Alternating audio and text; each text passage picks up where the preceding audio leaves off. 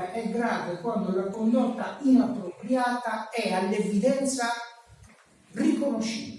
Sono in quei casi, quando qualunque altro medico al posto di quel medico avrebbe fatto diversamente.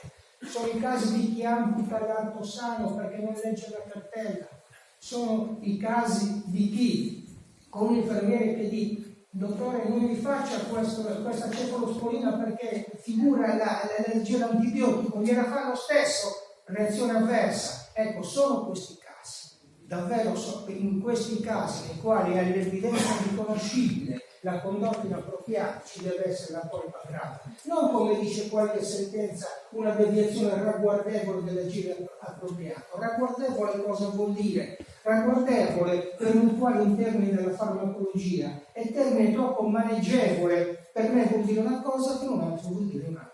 Quindi su questo punto mi sento francamente di appoggiare davvero quello che ha detto la dottoressa la collega Picciali, quello che ha sostenuto il Filippo di quelle dichiarazioni, perché ritengo e ne sono profondamente convinto, ripeto, che sanità del medico e salute del paziente vanno a braccetto.